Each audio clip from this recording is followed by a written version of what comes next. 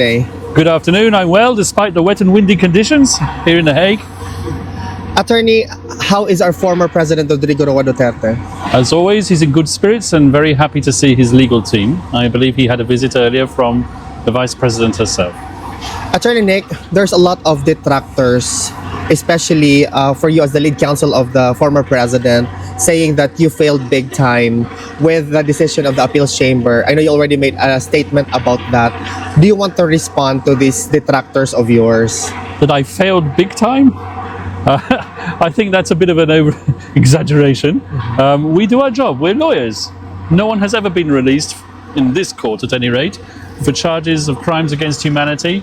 If we had managed to release the former president, it would have been a miraculous event. It would have been a great event.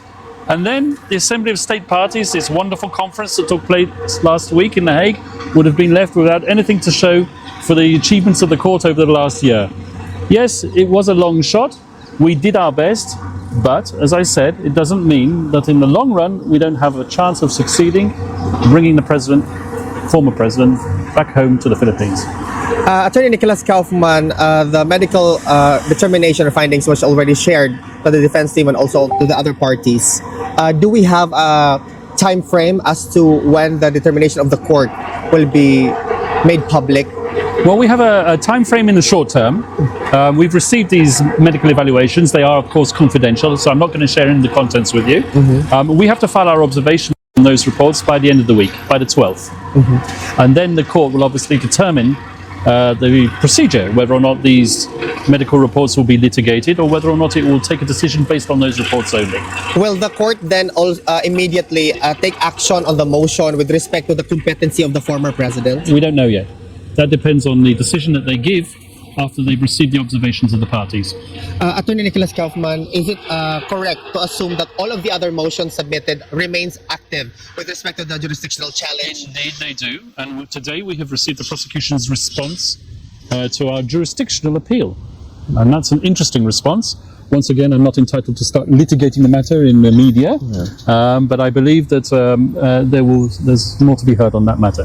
Attorney Nicholas Kaufman, if there are efforts from the supporters of the former president with respect to asking the Supreme Court, asking also the executive department through the office of the president, ensuring that they make position with respect to how the former president was arrested, will this be beneficial or in any way to the contrary to what the defense is doing? I don't want to interfere with matters that are currently underway in the Philippines.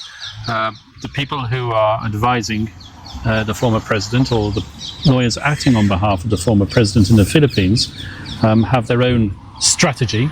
And I'm not going to comment on any aspect of this which might interfere with that strategy, just as I would expect them to interfere with my strategy here at the International Criminal Court.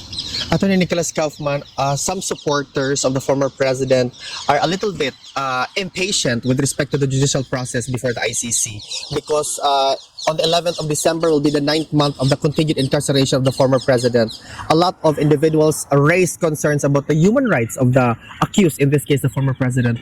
Do you have comment in this matter? Well, what I can say is that in the detention center, the former president is being well looked after. Okay?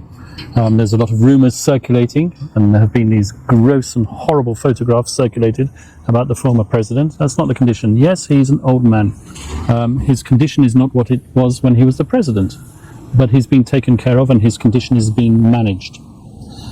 With respect to the amount of time that he's currently been in detention, yes, a considerable amount of time has passed. And as I've already mentioned on previous occasions, every 120 days, his detention has to be reviewed. And his detention will be reviewed. The statute also obliges the court to see the former president, to have a hearing in court. The former president, after we'd advised him, elected not to attend the judgment on the appeals chamber's decision. I think we all know the reason for that now. Yes. As I've told you, some people think that I failed big time. Well, I knew what the result was going to be anyway. I wished it was otherwise. We did our very best, but that's not where we're banking on winning this case. Attorney Nick, just to conclude this interview, is there something you want to relay to the supporters, the millions of supporters of the former president?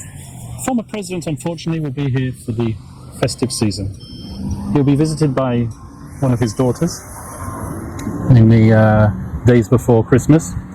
But if you want to show your support for the former president, do it peacefully. Respect the court, respect the procedures, show your support for him like you showed it on his birthday. Send flowers, send presents. I want to see this whole place covered with flowers. Yes. And letters. And we perhaps. will tell him. He knows that, and it means a lot to him because it's support. Thank you so much. It's the right sort of support.